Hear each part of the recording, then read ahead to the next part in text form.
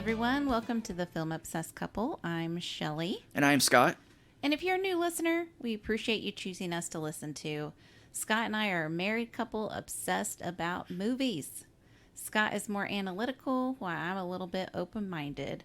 We are unscripted, unfiltered, and hopefully we will leave you with something to think about. Get ready as we dive in. So yes, if you haven't looked at the title on your phone or wherever you're listening to us yet, we are talking about predestination. Mm-hmm. So if you're curious of what predestination might mean, according to Google, it says, in Christian theology, it says the divine foreordaining of all that will happen. So it's not really a Christian movie, but we decided to do this because we're watching Succession now, and I was like, hey, that lady that plays Shiv on here, I saw her in a really great movie called Predestination that I think you would really like. Yeah. And what better way to do it than to talk about it on the podcast? For real. And you had said you'd never seen this before, was that right? That's right. Yeah. And predestination to me means just before your destination. Mm-hmm. Yeah, like you're driving and you're about to get there. Yeah. That's like pre-op, post-op. Mm-hmm. That's what that means to me. Exactly. That's, yes. It means nothing biblical. Yeah, because looking a little further down the things here, it says, like, the doctrine that all has been willed by God. Doctrine? Damn. Yeah, so it's like, oh, it's been predestined that God has wanted me to do this. So, thankfully, in this movie, we don't get into that, but they do get into, you know, kind of time loops and things like that. Okay. Well, God has destined us to watch Predestination. Exactly. It was foretold in the Bible that we were going to watch it. Yeah. The books got left out of the Bible, but they're there. The Film Obsessed Couple, Scott and Shelley. Chapter 5, verse 4. Through 8. Yeah. So I had recommended this movie because we have seen their other movie they're really well known for, which is Daybreakers, which also has Ethan Hawke in it, where it's like set in the future, everybody in the world is a vampire. And, you know, they drink like blood coffee, everybody works at night, and I thought it was really neat. I watched it in theaters with some friends, and I was like, well, that was pretty interesting. And so this movie came out, and I was like, oh, it's directed by the same guys. I'd love to check it out. And this, I thought, was really good. Mm-hmm. Then they went and did a movie, Jigsaw, which was one of the Saw sequels, and I had no interest in watching it. And then after that, their most recent work, from what I understand, is the movie called Winchester. Oh, is that with the people, those guys that we watched the show? I was like, I've told you about the movie. No, it's not supernatural. Oh, okay. I maybe would have liked it more. I actually haven't seen it, but it's about the woman who built onto her house Oh, you did tell me about this. Yeah. I was like, oh, she's joking. Yeah. Ha. No, one of the Winchester fortune people who heard through fortune, like a fortune teller or something, that as long as she built onto her house, she wouldn't die or people would be... I don't remember exactly the whole thing of it. I remember seeing pictures of the house, and it's pretty crazy.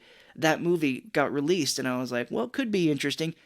Was like panned and torn apart when it came out. Oh, damn. I know. So this is actually the last of they're called the Sprague brothers, two guys, and this is the last movie of theirs that I've seen of their work so far. Oh, well, you know, got to keep trying. Yeah, they've apparently got another movie or something in the works. It's on IMDb, but I don't know if it has much information about it at this time. Well, maybe they've learned and they're just going to put out a doozy. Predestination 2. Oh, dear Lord. More destinationing. It would be post-destination. That would be what happens after you're destined to talk about it. Or it could be a prequel to this and be called Prior Destination. Pre. So this movie is based on a book by Robert A. Heinlein, who is a science fiction writer.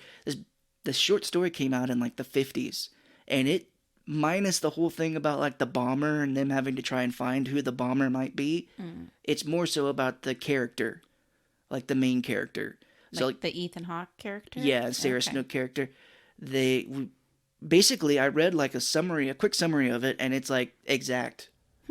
except the minus the whole thing of them trying to find out who this big bomber is.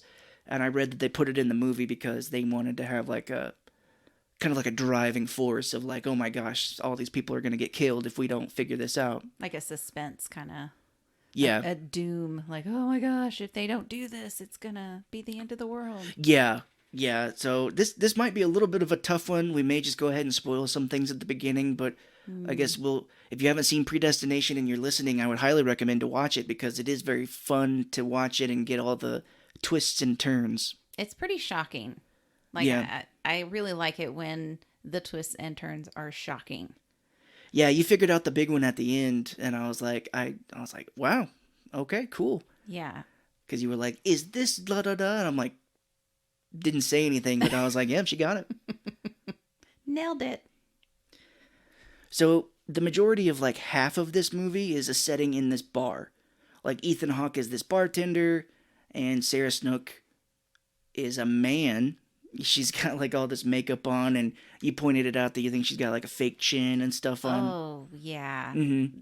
That would be the only thing I didn't really care for because it was just so eye-catchingly not great. Yeah, and I don't think this movie had a lot of money behind it, maybe.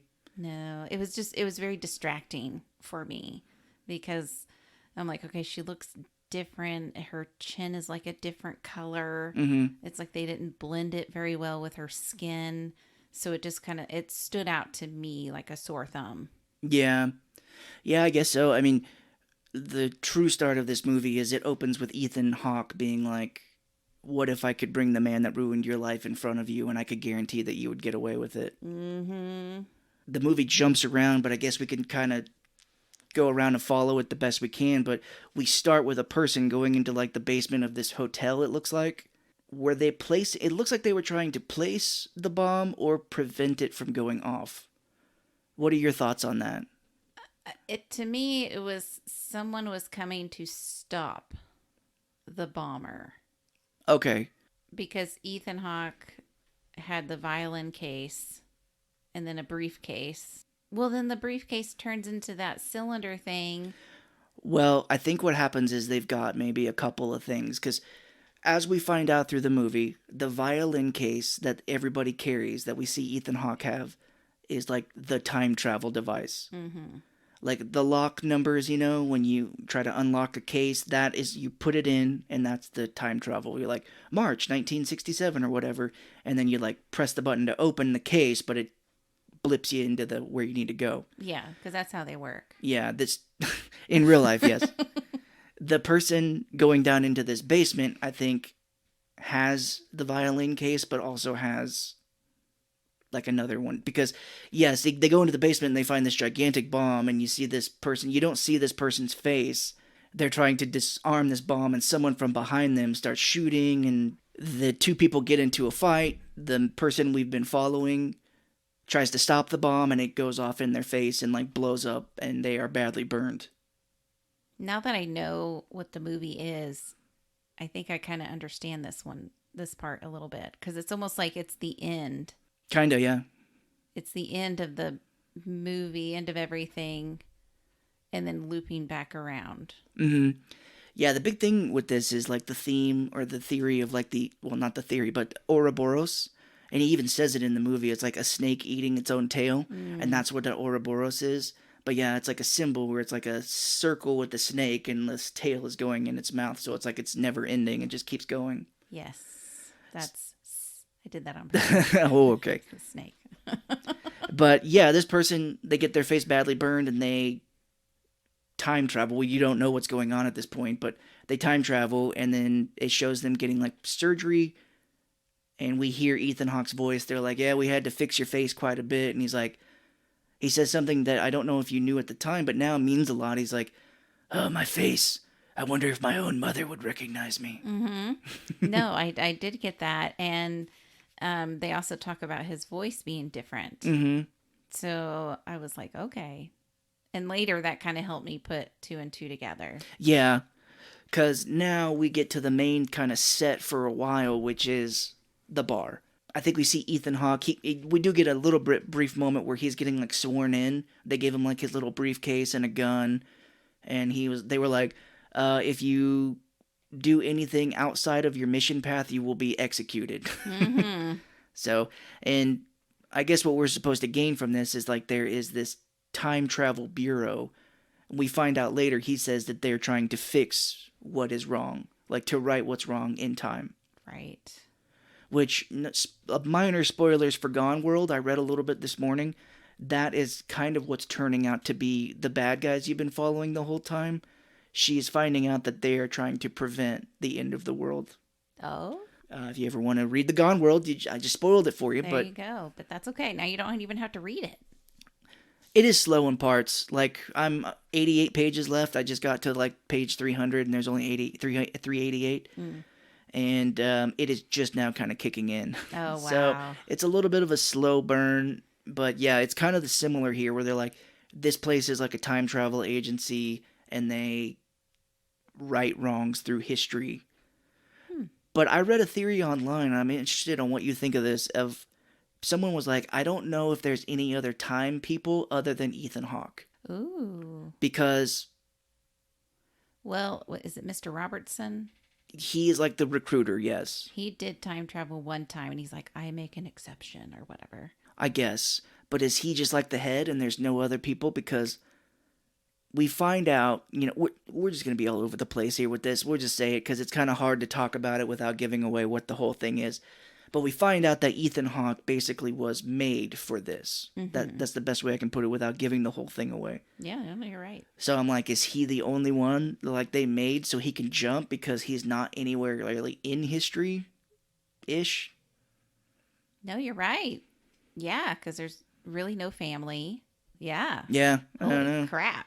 So at this bar, Sarah Snook comes in, and she is a man, and her name's John, is what she refers to herself as. So I thought she looked like Leonardo DiCaprio. Yeah, a little bit. Like a young Leonardo DiCaprio, because for a second I didn't even recognize her. Yeah.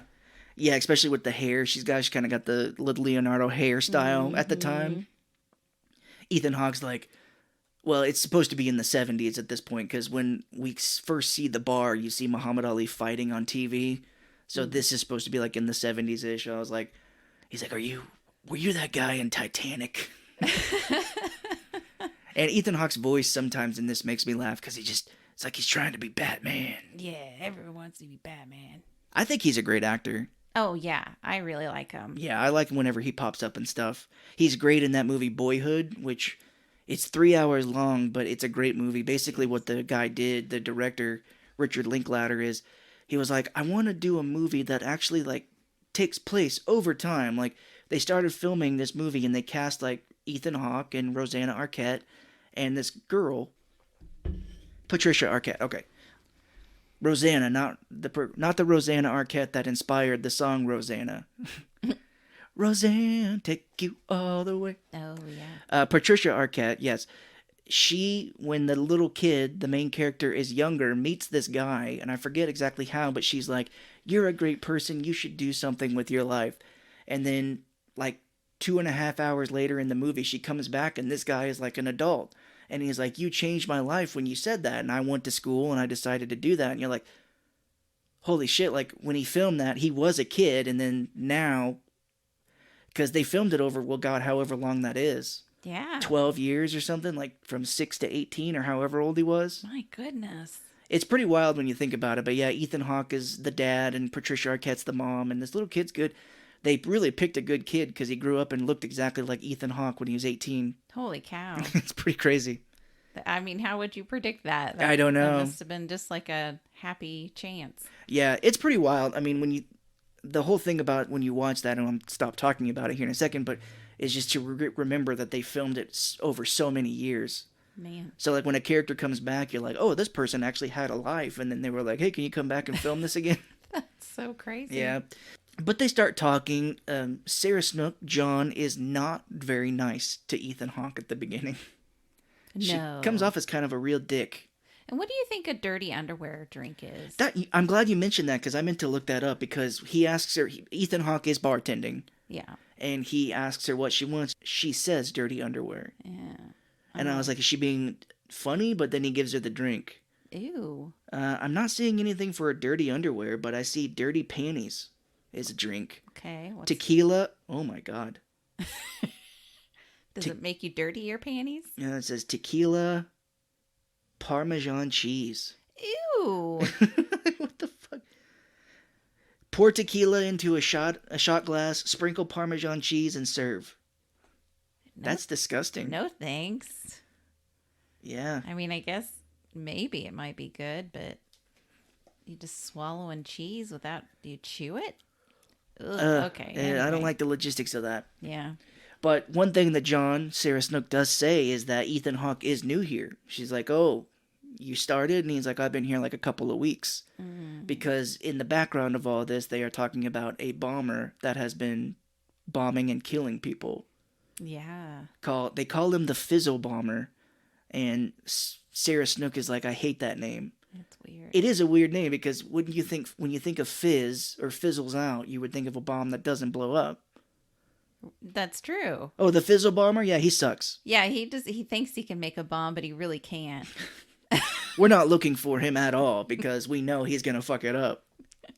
It's just going to fizzle right out.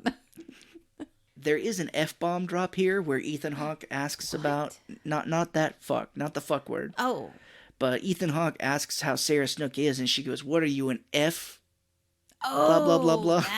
I was like, oh my gosh, I can't believe we're going to say fuck on the air. That's Oh crazy. no, people who've listened know that we're not worried about that. But No, that's yeah, you're just like, okay, this movie came out in like 2015. Maybe we were different at that point still. Yeah, I don't like that word at all. No, not at all. They're trying to make small talk here. She asks for a funny joke, or he says he can tell one, and he says, which came first, the rooster or the egg? And she immediately says, the rooster, because she's heard that before. Yeah. Which is also kind of a relation to this movie. It's like, which came first, the chicken or the egg? Oh, look at you. That's a good one. That's just the IMDb trivia section. Oh, I see.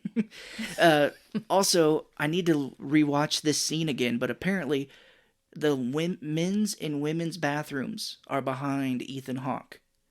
And if this is according to IMDb, but if you keep an eye on them, the location of where they're at changes. Like men's on the right, women's on the left. And then in the next scene, it's different. Like men's on the left, women's on the right. Was that just a mistake that... No, kind of men's and women's changes in the spots. I keep doing this with my fingers, like flipping back and forth, like I'm turning pages. I'm like, they're flipping. They're flipping. I get it.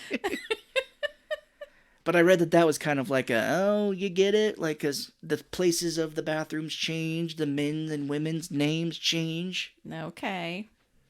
Sure. She does end up saying that she is like a columnist for a magazine called The Unmarried Mother. And she writes like gossip or confessional letters, I think is what she said. Yeah, I think it's a confession. Which she says I wonder how much money this would have been in 1970s or whatever, but she gets paid 4 cents a word. I think that would be a lot.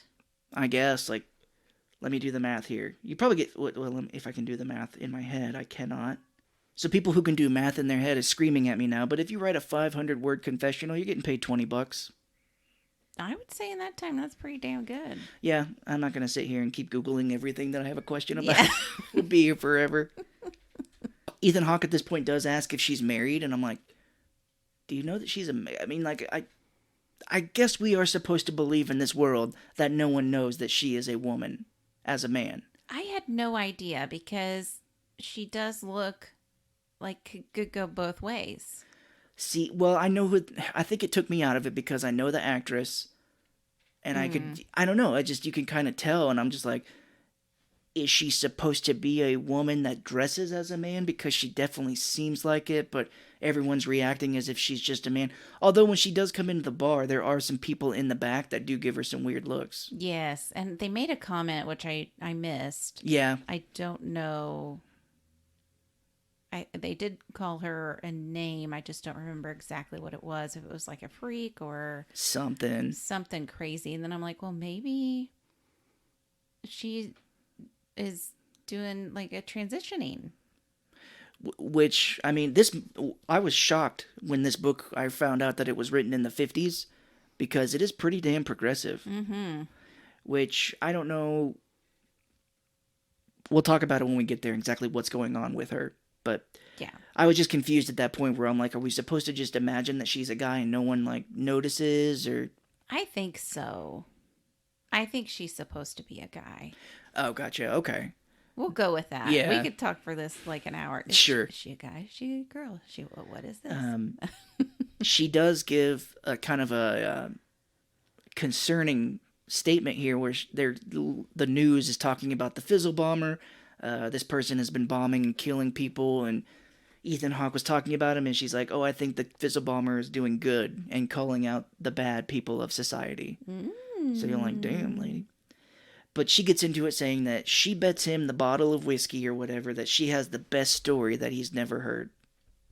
Yes. Which is funny to me because we find out that he knows everything about it. He does know everything.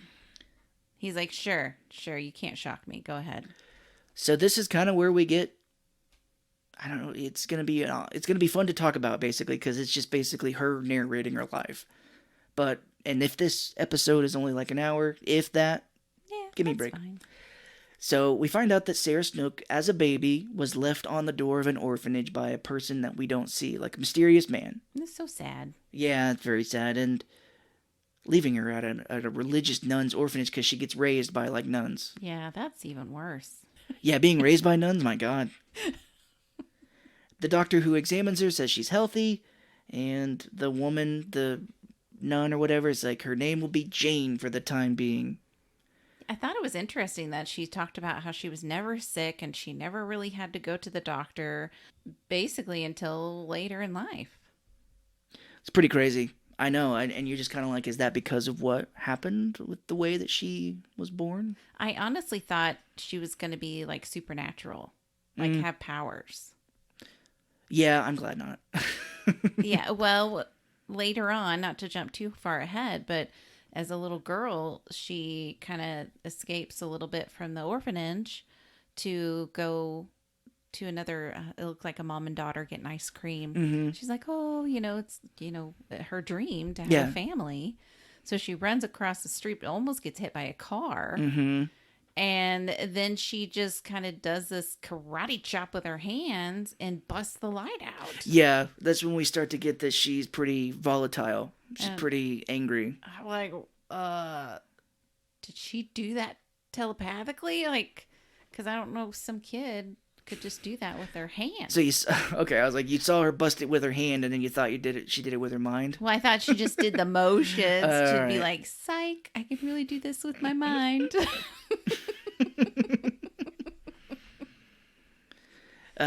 She says sex confused her as a kid, and we see her as a little girl, like seeing some of the people that work at this orphanage getting it on. Yeah, with I think the doctor. Yeah, probably so. And then she's like, sex confused her, and she always felt that something was different about her. Mm-hmm. And she always told herself as a kid that her kids would have a mom and a dad. Yeah. And we get more things of her like fighting and beating people up, and like she kicks the crap out of this bigger girl in this orphanage. Yeah, and they are so mean to her. Like, they call her a freak, a loser. We get the R word in here too because it shows her in Oh. class. She's not paying attention, and the teacher is like doing this math problem, and she's like, "Oh, Jane, you tell me the answer," and she's like, 475.58 or something like that, and the teacher's like, "That's right," and some girl turns around and is like, "What an R word!" Like, that's not what that means. Like she but- means she's very smart. Right, yeah. So you're saying she's smart. That's great. So kind of, I wonder, I'm seeing the parallels between my book I'm reading and this, because in the Gone world, the main character is a girl who gets recruited to go into space for the NCIS. Because she says she got recruited to go and apply for this job at Space Corps. Oh, wow. And I thought this was really kind of weird. She's like, the company was looking for women specifically, preferably virgins that they could build from the bottom up. I said most of the women who showed up were prostitutes. And she's like sitting in, and it's Sarah Snook as a woman. She's got like glasses on, and I looked it up. She was like 20 something in this show. She's beautiful. I'm turning into my dad. She was in this show called Predestination. She was like 20 something, and what'd you say? I said she's beautiful. She's very pretty, yeah. Like even today, I think she's just a very beautiful woman. I don't find her attractive in Succession because they're all terrible people. Oh, because she's a bitch. They're all bitches. My gosh. Like if I met her, I'd be like, oh, she's very pretty. And then if she started acting like she does in Succession, I'd be like, she is not pretty. Yeah. No, I exactly. That's all those characters, like the Kieran Culkin, I think it is. Yeah, oh my gosh. I'm like, he's a handsome man, but then I'm like, I hate his guts. Yeah, he's sicko. Yeah. Hey, if you called him that, he'd start jerking off. I know. You're like, tell me more. Spoilers for Succession. There's a very funny moment here where she's getting interviewed by like a board of people at this job, and this guy is like, oh, have you ever been with a man? And she's like, why, have you? Yeah, I'm like, yes. Throwing it right back at him. We see a shot of them like learning space, and they are like standing in a room with like these like helmets over them. Very futuristic. It does seem futuristic, yeah, and it's supposed to be like the 50s, I'm assuming. If you know, like back in the day when ladies used to blow dry their hair. Oh, yes. They would have that little helmet thing that came down over their head. That's what it kind of reminded me of. Yeah, it also reminded me of an X-Men, the thing that Professor X put over his head to find mutants, kind of. And thank you for humoring me. It's like, You had to bring up comics. She's loving it because it's simulating like them in space or going around and up and stuff. And one of the girls throws up and she starts laughing at this girl. And she pretty much alienates herself from everybody when she starts laughing at this girl. I'm like, you don't have to be difficult in every part of your life. True. One thing that is very impressive here is it shows them all running on treadmills. And all these girls eventually over time just stop running. And it shows her like 2 hours later still running at the same pace. Again, that's why I was like, superpowers. I see that because I'd be like, God damn.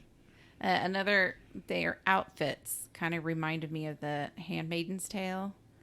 Like they're not red and they're not like cloaks, but they wore like a blue hat, that kind of a blue hood looking thing that reminded me of the Maiden's Tale.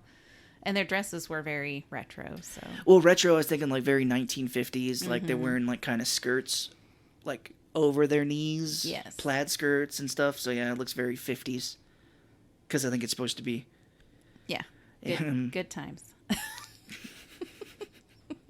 She's taking a polygraph test at this point, and the lady is like, how often do you think about sex? Never, sometimes, often, or all the time? And she's like, sometime. And it's like, bing. Try again. She's like, often. She's like a teenage girl. I think that's normal. Yeah, because I don't think she's ever had any kind of like human contact. No. Touch. And you don't ever see her getting hugged? No. Or cared for? Just thrown out to the wolves to try to defend for herself. Yeah, it's very sad. I mean, I have big problems with the way that our child health care is structured these days. I had a friend who was in an orphanage for a brief time, and he just talked about how bad it was and how it ruined his sister. It's just gonna get worse. I see this and I'm just like, ugh, makes me think about that. It's awful. We see her get into another fight with a girl at this training facility, and she kicks the crap out of her again. Another girl. And she's sitting in the doctor getting like a checkup, making sure she's okay. And in the background, we see Mr. Robertson, the recruiter, talking to another doctor, and he's like, we did a more in-depth physical and found this. And he gives him like a file. And he's like, this will disqualify her. And Mr. Robertson's like, well, have you told anybody about this? He's like, no. And I'm like, they found out her supernatural powers. Yeah. I guess you could say I have a supernatural power as well. So she gets kicked out of the program, which I believe they lead her to think it's just because of the fight. Yes. Yeah. She has no idea. She was just kind of like, well, damn, this sucks. Yeah. She does say, like, after she got kicked out, she became a mother's helper. And I'd never heard that term before. Yeah. I was like, oh, a maid. That was it's like a fancy term for maid. A Like, mother's helper. we're not rich enough for maids. We have mother's helpers. Yeah. Well, as she's cleaning up or doing something at this lady's house, she finds a magazine and discovers confessionals. Mm-hmm. It says she is taking decorum classes at night, and she's like showing how to put like forks and stuff on plates. Yeah. And the lady like kind of shows her how to do it right, and she's like, it was the only time I wasn't good at something. Yeah, it was charm class. Yeah. It's like, oh, because she was trying to show that she was like trying to be less violent. Yeah, she was like showing the appeals board that she's actually working on herself to become a lady. A lady. And so she says one night after class, she bumped into a very handsome man. I forget the quote that he did, but she's like, oh, it's like raining or something like that. And do you remember what he says to her? I can't remember, because she says something and he repeats it back. And she was like, oh, I was actually thinking that same thing. It was an author. He quotes Abe Lincoln, or I think I wrote that he quoted Abe Lincoln, and she was like, oh, I was just thinking about that right now. Yeah, sure. We'll go with that. I have no idea. I didn't write it down. Yeah, you think I would have wrote down one of the most important parts of the movie in here, but her narrating says that he was super rich and he promised that he would take care of her. We are not seeing who this man is. They just will not show his face, and we see him from like the back, or his face is blurred. She's like, well, we were sitting one time on a park bench. He told me to stay here and he'd come back, and he never did. He left her. So Robertson does show up back at her wherever the house is that she's being a mother's helper at. He says, I work for a company, not for Space Corps, but a company that writes, you could say we right wrongs. That's where he says it for the first time. Ooh, I didn't catch that. Good one. Yeah. However, Oh, yes. this mystery man has... It's funny that she refers to it as ruined her life. Because she is pregnant. She is prego. Yep. She gave it up to this mystery man, apparently, and she narrates that she ended up in a charity ward with other women. And I was like, charity ward? That's kind of, I wonder what that would be. Like a homeless shelter, kind of like? I don't know. So because she was pregnant, Robertson left, and she says she never saw him again after that. Nah. And here's where the big thing happens, is that she has her baby, and a doctor comes to see her after because she had a C-section. And they said that because of the complications of the pregnancy, they found that she has both male and female genitalia. Yeah. Which I looked this up. It is called intersex. Mm-hmm. I don't know. It's an outdated term. But apparently back in the day it was called like hermaphroditic organs. Okay. They said that's an outdated term. So if that's like a slang at people, I have no idea. But that's just what it used to, and then they changed it to intersex. That sounds better. Look, I mean, back in the day, they had so many bad things. My dad had an uncle who was special needs. Mm-hmm. And my dad, when I was a kid, said, oh, I had a uncle who was a M-word. Rhymes with Mongols. Oh, I didn't realize that was a bad thing. Yeah, it doesn't sound good. And I think it is kind of like derogatory. But at the time, that's what the people referred to people like that as, I guess. I mean, we've grown. We're somewhat evolving. Yeah. But she is intersex, and they said that because of the pregnancy, they had to perform a hysterectomy, and they reconstructed her with a male urinary tract system. Yeah. Like, and a penis. Like, didn't even ask. No. Like, what if she just wanted to have a hysterectomy and be like a woman without, a uterus? I don't know. I mean, they didn't really explain it more, but I'm like, maybe things were just that badly damaged. Maybe the doctor's like, I'm going to go down as being famous for doing this. Oh my God, it's my meal ticket to the Nobel Prize. Oh my goodness. He's like, you will adjust, your bones will change, and he says they will have to monitor their hormones. Well, actually, during that time, I don't know that they had hormone replacement, like therapy. So, because like me, after having my hysterectomy, oh yeah, I have to have, since I don't have my ovaries, I have to have a hormone replacement. So if I didn't have that, then maybe I would be a little different. Oh. I said I wouldn't do it, but I Googled it, just curious. His hormone therapy, also known as menopausal hormone therapy, was first marketed to aging women in the 1940s. Holy shit. Yeah, you just forget when things kind of started. Wow, I am impressed. Okay.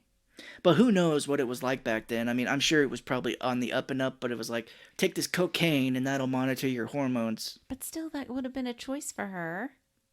Well, I mean, again, it's the 50s, possibly 60s at this point, and Yeah. there's probably like, I'm a man, you're a woman, who cares? And it, then it wouldn't have made the movie. You know, this is No. It is part of the movie. It has to be part of the movie. But still, It's just they didn't have to do that to her if this was a real life situation. I know. Yeah, they would. You think they would definitely try to talk to her, but I mean, it just makes me think back, and I forget. But I've watched some documentaries or something where, like, back in the day, women would go see these doctors that were primarily just men, and the men would be like, "Well, ma'am, I'm a doctor. You're just a woman. You don't know the difference. So, you're gonna have to do this, and periods are the devil." I don't know that, but they just couldn't really talk to a doctor. Would be like, "Well, I have this problem," and you just couldn't really talk to him like one on one. It felt like because they were like, "Well, I'm a man." This is true. And I'm a doctor. It's still kind of like that today. Oh, really? Goddamn. Yeah, sadly. So she has her baby, and she names the baby Jane. Mm-hmm. Go figure. And she says 2 weeks later, the baby was stolen from the hospital. Says the person that took him had a person-shaped face, and she says his face was just like yours and mine. So when I first heard that, I was like, oh, she just means it could have been anybody that did it. But she's saying his face looked like yours and mine to Ethan Hawke. Wow. Yeah. Holy shit. Yeah, pretty fucking crazy. She's like, a man with a face shaped like a face, like anyone's, like yours and mine. And I was like, oh, so it could have been anybody that took it. And it was pretty. And she's like, she never saw the baby again. That's so funny how if you read into something, that sometimes it kind of gives you more information. Yeah. But then sometimes it can really get you off into left field. But still, that's really cool. And I forgot about the whole twist with this. I remember the big one, but it had been since probably 2015 since I'd seen this movie. So I'd forgotten some pieces of that. So when she was like, oh, this person had a face shaped like yours and mine, I was like, okay, it could be anybody. But now I'm like, oh, I get it. So this is a very great scene. She's like, she was devastated, but her other problems took over and she had to have several surgeries.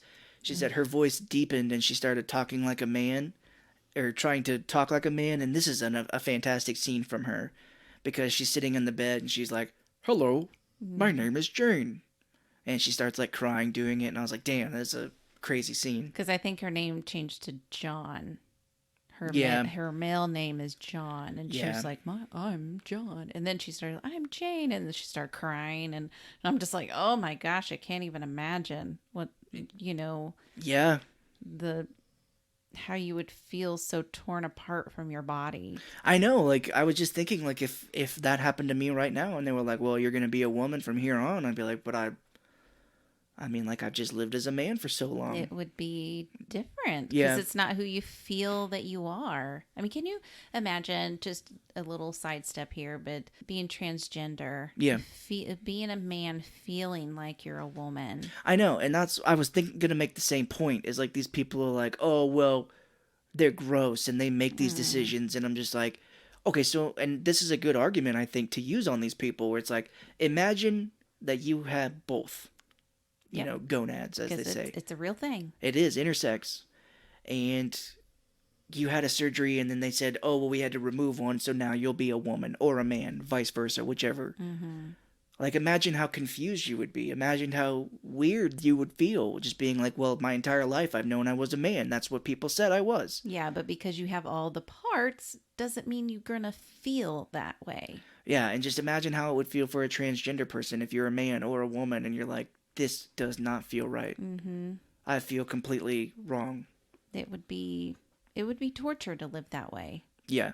And that's why, I'm so proud of everybody that is transgender that has gone through the process. It's not an easy process. No. I mean, it is hard on your body, but I've seen so much joy on the other side. Like when they have transitioned, they're just in their own skin. Yeah, they feel like we do right now. Yeah. Where it's like, I'm a man. I feel comfortable being a man. Right. And it's not hurting anyone. No, it's just So people that are against it need to fuck off. absolutely. She is standing in front of a mirror here, and we see she's got a bunch of scars where they like took her boobs. I guess they like made it more like a man's chest. Well, that's kind of what they do now with if you're a woman and you get the surgery to be a man, they kind of do the cuts below the breasts. She had one, I think, up her abdomen too. Maybe that that's the how they did the C-section. C-section, maybe? Yeah, they did. They didn't go below like they do now. They do it up. Like, Maybe so. Yeah. Well, like Elliot Page. Have you seen him with his shirt off now? Mm-hmm. He looks like a man, but you can tell. You know, just this couple of scars, no big deal. We do get some side penis here, though. Yeah, she's standing in this mirror, and we get like a hint of dick. Like, wow. Just a sampler of dick. You think that was CGI? I mean, it had to have been, right? Maybe, I don't know. Unless they just had a guy that was naked and put her face on it or something. I don't know. I thought it was well done. Yeah, it was interesting. She said when she looked in the mirror, she was just reminded of the bastard that ruined her life. And she said all the nurses in the hospital thought she was very handsome, though. And she's like, and she knew what women wanted to hear. Yeah. Because she was a woman. Best of both worlds, baby.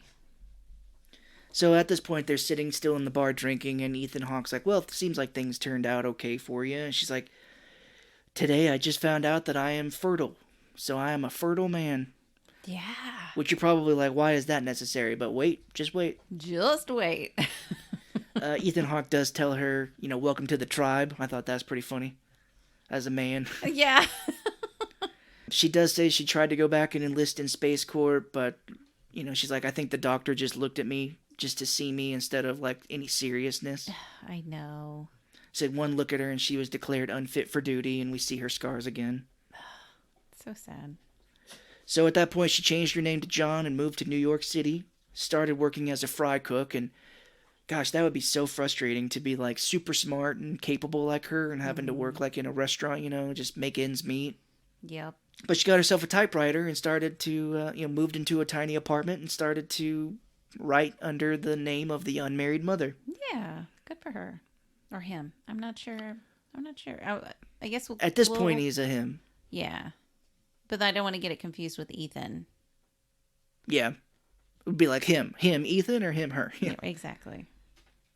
So that kind of wraps up the first half of this movie here, and you're kind of like, okay, well, we know all about her, and now Ethan Hawke is like, what if I told you I could put... It's the line from the beginning where it's like, what if I could put the man that ruined your life in front of you and could guarantee that you would get away with it? And she thinks he's full of shit at first, but then he starts telling her parts of her life. He tells her the name of the lady that raised her at the orphanage. I think he says Robinson's name or something like that. But basically what it is he's like, you come with me and follow me, and they go into the basement. And very funny is, as they're walking down, Ethan Hawke starts singing the song I'm My Own Grandpa as they walk down the stairs. Oh, wow. It's like, I'm my own grandpa, which is one of the funnier moments in that dumb movie, The Stupids, with Tom Arnold. He sings it on the Jerry Springer type show. But it was apparently a real song from the 1940s. It's like, I'm my own grandpa.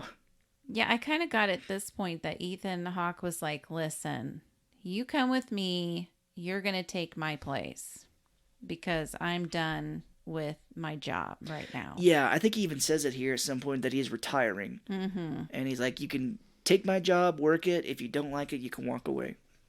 Yeah. Which I'm wondering now is if he was doing that as in to like give her kind of an out, like he's trying to change the time. He knew what was going to happen. Yeah, because Ethan Hawke says at this point that he is working with Robertson to help her. It's funny, as he walks into the basement, he tells his boss, he's like, hey, I'm going on break. Yeah. He's going to go time travel real quick. I'll be back. And they go into a room and he locks up and he pulls out the violin case and he says it is a USFC coordinates translator. Holy shit. Yeah, we get some science jargon here. He says it creates a temporal wake. And he tells her to close her eyes and they blink out and they blink back into a warehouse and she starts kind of freaking out. And he said, the first few jumps can really knock you around. Yeah, which I was kind of surprised because she did so good at the beginning at Space Corps. And now she's all like, woo. Yeah, I'm sure it's not what you expect. No. Says, we are now in Cleveland, Ohio in 1963, and he works for the Temporal Bureau. It's kind of funny. He gives her a bunch of money, and he was like, here's money. We don't care what you spend it on or how much you spend. He basically says that like in the 1980s, I think is what he said, is time travel was first created. And they are able to travel 53 years back or forward from when time travel was made. Yeah, that's kind of weird. I wonder how they determined that. Maybe they tried to 54 years and it didn't work. They like blew up. Maybe. Is that where like some people are like self explosion, self imploding? Yeah, some of the self imploding. Yeah, I don't know how that would work because like, what if 53 years actually does end up passing? I guess you can't use the time machine anymore. It says they can only travel from 53 years forward or back from when time travel is made. Oh shit! I thought it was like, well, then whatever year you're in, you can only go 53 back or forward. But if it's from when it's made, that would be, it would eventually, you wouldn't be able to use it. That would be better. I would like to think that it's 53 years forward or back from where you're at. Instead of just being like, well, it was created in the 80s. We can only go 53 years forward or back from that. Because then, after 53 years pass, you're fucked. Yeah, you're done. Time travel's over. You got to figure something else out. So basically what he tells her is he gives her a gun and he says, we think the Fizzle Bomber is here. And we need you to investigate. And so he starts to leave and he was like, you be here. He's like, I'll be back later. She's like, do I really have a choice? Or is all this just inevitable? Is it all going to just happen anyway? And he was like, well, you do have a choice, but I know how you feel about like how no matter what you do, it's going to happen no matter what. And then she asks if life is lonely. I don't think he really answered. He was like, you do have a purpose. Yeah, like, well, you're working for something. Like, yeah, it's lonely, but you got a purpose. So this is the big first twist of the movie where she is walking, and you think she would recognize where she's at, but she is walking and bumps into her younger self coming out of the classroom. Yes. And she says the line of like, oh, it's raining cats and dogs or something like that. And she, as John, recognizes where she's at right now. And she's like, oh my God, I'm the man that I met and fell in love with. Yep. I was like, it was her. She's her baby's daddy. Yeah. Which, I don't know, thinking about it, you're kind of like, so you went back in time and had sex with yourself? I guess it's not, weird because you are the same person. Yeah, it's a more interactive masturbation. Exactly. Yeah, one of the guys on a podcast I listened to was like, oh, you'd think that if I found a clone of myself, I wouldn't immediately start jerking myself off? Well, in this case, it's like the opposite sex. Yeah, so you could. So it would be, wow, like you would know exactly what to do. I guess. It would be amazing. It would be like explosions. I guess, yeah, because her as John looks at herself as Jane and is like, well, you are so beautiful. People should have told you how beautiful you really are. And I'm like, oh my gosh, that's so sweet. So Ethan Hawke is kind of sitting far away watching them meet, and he gets a note to travel to 1970. To stop the Fizzle Bomber in 1970, I believe is what he gets. So he does travel there. And this is the beginning. He is the man that we saw at the beginning. He sees the Fizzle Bomber. And my guess is like, so he knows what this is. He knows probably who that person is. Does he just know that he has to do this so time can play out the way it is? Okay, so basically he shows up and you see a shadowy figure and you're like, oh my God, is that the bomber? And then as it goes on, you realize that this person is the character from the beginning who gets their face blown up. Yes, and the person has they have a ponytail. And a beard. That's true. Because at that point, since I knew that she was her baby's daddy, I'm like, well, maybe the baby was intersex as well. Oh, yeah, maybe. And I thought maybe this was their daughter. Oh, yeah, it could have been. Or like, oh, their baby went on to become crazy or something, or become a Fizzle Bomber. Right. They fight, and it plays out exactly as we saw at the beginning, except the person gets blown up. They're, like, lying on the floor, and Ethan Hawke, like, nudges the violin case at them, and then they blink out. And he blips back out again. So you're like, holy shit, like, Ethan Hawke was the dude from the beginning, like, from behind, shooting at this person. Wow, that's crazy. Ethan Hawke, like, blips back into an apartment building, and he starts flipping out and breaking shit and getting really angry. He's been, like, recording himself this whole time. Like, he'll put notes onto a little recorder, and he is like, oh, time travel can be very disorienting. He's like, it's March 1964. He's like, you will, at this point, you'll need to buy a hat and a coat because 64 is very cold at this point. So just to back up a little bit, because Ethan gave the violin to the person that was burnt, Mm-hmm. and then he went and got his own violin. So now there's like 2 violin cases in the same place. Essentially, there was. Mm-hmm. That's trippy. Well, it's the same. If you think about it, it's probably the same case. I know, but they're in the same place I know, at yeah. the same time. It's weird. You're looking at me like, isn't that crazy? And I'm like, yeah, of course it is. It is. It's blowing my mind. We're kind of getting cut back and forth between female and male Jane and John. They're on like a date and they're kind of talking to each other, and we do see them have sex in a car. I think they like just kiss or something. I don't know if it actually shows them doing it. No, we don't get the action. Ethan Hawke like puts a long coat on and he walks into this building and he actually meets up with Robertson, and they talk for a minute, and Ethan Hawke's like, oh, Robertson, it's been quite a while. And he's like, well, for you, I imagine it must be quite a while. And I'm like, well, have you guys just met in your timeline or something? But for Ethan Hawke, it seems like it's been quite a long time. Mm-hmm. Ethan Hawke did get a piece of the bomb that blew up into that person's face, and he gives it to Robertson. And he was like, oh, you should track this. This was as a piece of the fizzle bomber. And Robertson does be like, well, you made an illegal time jump to go try and apprehend him. And they talk about that for a bit. It's like he's been illegal jumping or something like that. And they bring it up again here where they're like, well, if you jump too much or do illegal jumps, it can cause like psychosis. Oh. They keep bringing that up. They're kind of hinting at it. They're like, whoa, if you do illegal jumps or if you jump quite a bit, it can cause confusion and psychosis. Oh, no. I wonder if that's going to come back. Probably. So Ethan Hawke does talk about what he's about to do, and he was like, she will endure so much pain because of what I'm about to do. Mm-hmm. And Robertson does drop the title. He's like, you are a gift of predestination. It's like, free from history or past. Wow. A snake eating its own tail. He says it right here. So, surprise, surprise, Ethan Hawke walks through a door. He is in the baby ward and takes the baby that she had when she was younger. Wow. And then this next part really blew my mind. Yeah, because then it cuts to him traveling back in time and dropping the baby off at the orphanage door. And we realize that her baby is her. Like, she had given birth to her own self. Yeah. I even, in my note, I'm like, wait, this is weird. The baby is Sarah. The baby is Sarah. Or Jane, So she slept with herself and gave birth to herself. So it's like what they're saying. It's a perfect loop. It is a circle.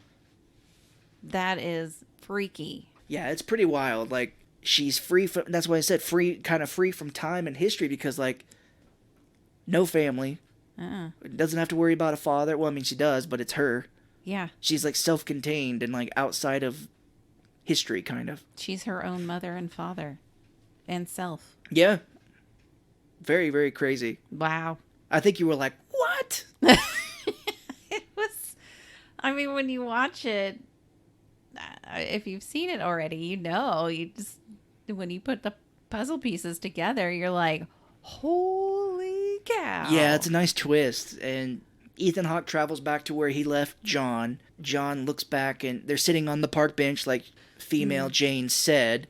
And John looks back over his shoulder and sees Ethan Hawke sitting there. And she's like, realizes what she has to do. Mm-hmm. So she's like, I'll be right back. Please sit here. I'll be right back. And as she goes up to Ethan Hawke, she pulls the gun on him and is like, you fucking tricked me. Yeah. And he's like, you said it yourself. Everybody has a choice. And she's like, I love her. Like, she deserves to be loved. I'm not going to leave her. And she talks about how she's going to stay this time and she's going to be with her. And Ethan Hawke says, "It's foolish to think some things can be changed, but some things really are inevitable." And he drops the line where he was like, "Well, now you know more about you. Now you can learn more about me." And it cuts, and they travel back to the temporal bureau. And he tells her she's about to begin the most important work of all time. And he says, "I am retiring." And he says, "I'm retiring to 75 right before a bomb blows up." I guess he's, as if he's going to try and stop it maybe. But he's like, "I'm retiring, you're going to take over, and I'm going to 1975. Wow. So this is kind of neat because the movie has really focused on her this whole time, and now we're focusing on Ethan Hawke. Mm-hmm. So it does cut to him. He goes back to the bar he was working at. He grabs that bottle of liquor that they were, betting on. And he was like, "Oh, hey, I quit," and then leaves. I'm going to go time travel. See you later. Yeah, and he does time travel again, and he appears in this nice apartment, it looks like. Yeah. He's like kind of disoriented after jumping, but he clicks the violin case to decommission it, to like turn it off. And as it's rolling, the dials are rolling, it's like failed to decommission, so it's like still active, able to be used. Yikes. I don't think that was supposed to happen. No, we'll find out here in a second it will, and we're coming to the end of it, so. Yeah. He's going through the file that Robertson gave him before he retired, and there is a note in there to say, "Trace the bomb parts. These bomb parts you gave me were purchased in like a secondhand store here in your time." Mm-hmm. And I think we see Sarah Snook at this point too. She's like dressed in a suit, and Robertson is like kind of gearing her up to start her work. But Ethan Hawke does track it to this place, and there's a nice woman in the store, and he's like looking around, and he sees a nice typewriter and starts typing on it. And here we go. You pulled it right out here, because he was like, "Oh, I used to be a writer when I was younger." He's like, "I used to write columns." And I mean, that's pretty much giving it dead away. Yes. Because Ethan Hawke is her after her face got blown up. Yeah. I mean, just another like mind blown. Like, you think you had it all figured out, and then here's Ethan Hawke, and you're like, Ethan Hawke is her too. Yeah, absolutely. Yeah, he's like, he likes the typewriter and he's trying to track it, but he goes back to his house, his apartment with the typewriter, and he types "the unmarried mother," and you're just like, oh shit, like you understand at this moment that he is her. So she grew up, had the baby got taken, she became a man, she got taken by Ethan Hawke into the temporal bureau, got her face blown off, and started to look like Ethan Hawke. Yeah, now we got to figure out this fizzle bomber. Yeah, so Ethan Hawke, in the file that he's investigating, it says that the fizzle bomber was tracked to a laundromat at 1 a.m. Mm-hmm. So he goes there, and who is the fizzle bomber, hon? It's him. An older version of himself. That's insane. So I kind of gave it away a little bit, but basically, from what I understand, he was like, "Oh, your time travel case, it didn't decommission, did it?" So what I am to assume is that he started time jumping, started seeing all these terrible things that happened, went crazy because of all the time jumping that he's doing, and started bombing these places to try and prevent, because he does say he killed people to stop a chemical spill from happening. Right. He basically saves people. He feels like he's saving more people than he's killing. Yeah, in present Ethan Hawke is like, "Well, you're a murderer. You're killing all these people." And he's like, no. He's got like fucked up teeth too. Yeah. And he's got a long, dirty ponytail and glasses. And he's like, no. And he gives all these examples of things that would have happened had he not blown up places. And the fizzle bomber is like, "When all the dust settles, you will see that I am right." And I don't know how true this is, if he's just fucking with him, but the fizzle bomber is like, "Don't you see? Robertson has set all this up. It's like he made it to where we would be born and he could use us." Because Robertson does earlier be like, "Well, the fizzle bomber has made us a better agency. With all the stuff, it has made us better and more of a better agency for what he's been doing." Wow. So the fizzle bomber is kind of thinking like, well, I think that Robertson created us to do his dirty work for us so they could become a better agency and we could do the dirty work that he needed to get done. Wow. kind of do it as like use them for what needs to be done and also research at the same time. Yeah, probably so. Wow. And he does have an interesting line because Ethan Hawke's about to shoot this dude in the heart, but he's like, if you kill me, you will end up becoming me. Because it's like, It's inevitable. There has to be a Fizzle Bomber. There's that word again. Wow. Ethan Hawke does say the line again where he's like, what would you do if I put the man who ruined your life in front of you? And he shoots his older self. Yeah. And this is where they confirm it because we flash back to Ethan Hawke on the bench talking to John. And he says the line again where he's like, well, now that you know about you, it's time for you to learn about me. And he goes, I love her just as much as you love her. Ah. And we see when he's typing the unmarried mother, he gets up and his jacket's open and he's got the same scars as Jane. Wow. And it does flash and it shows that the person whose face got burned was Jane or John. And it's a total perfect loop. Like, they are the same person throughout. Like, this entire thing, they are the exact same person. Wow. The movie ends, it shows, like, Sarah Snook, like, working for the Temporal Bureau, and Ethan Hawke's kind of sitting in his apartment, I'm assuming, after he killed the Fizzle Bomber, and he ends on a line of, like, wondering if he really can change, or if everything is just inevitable. Man. So it's like, gosh, it seems like no matter what they do in this movie, at least, that it will happen no matter what. Yeah, no, I agree. And I think I kind of felt empty. Like when the movie ended, I'm like, that's it?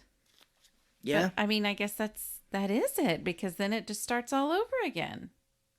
Yeah, because I mean, you'll have to think about it. Like, I imagine now what will happen is that present Ethan Hawke may time travel to double check. Maybe he'll be like, well, he was talking about future catastrophes. Maybe he'll be like, I need to see if this happens. And then he sees like something worse has happened and he decides to maybe start it. Yeah, it is a mind blower. That's for sure. Yeah, it's a pretty big mind fuck. It's fun to think about and it's fun to rewatch. Like, knowing some things again, just remembering a little bit about it. I remembered some things again and caught some new things in it when I watched it. But did you end up liking it? I did. I really enjoyed it. Yeah, I liked it, and this was the first thing I'd ever seen Sarah Snook in. Maybe I've seen her before, but this is like the first thing where I like recognized her.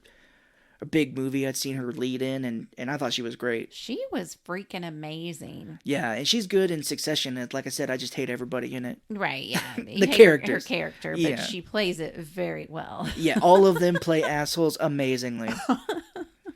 Well, great. Well, that's Predestination. Yeah. Thanks, guys, for listening. If you have a movie suggestion, we would love to hear it. You can email us, thefilmobsessedcouple@gmail.com, or hit us up on any social media. We're mainly on Instagram and Facebook. Yeah, we just appreciate you listening. Yeah, so more straightforward movie with that here. I told Shelly before we started this, I was like, I don't know how much funny it'll be. I mean, talk about jumping time and stuff like that, but and more straightforward. It's fun to talk about the twists. Yeah, exactly. And so now next time, we'll be doing something I think we'll be able to rip into quite a bit. We'll be doing Mac and Me. Yay! So, all right. Well, until next time, we'll see you then. Bye-bye.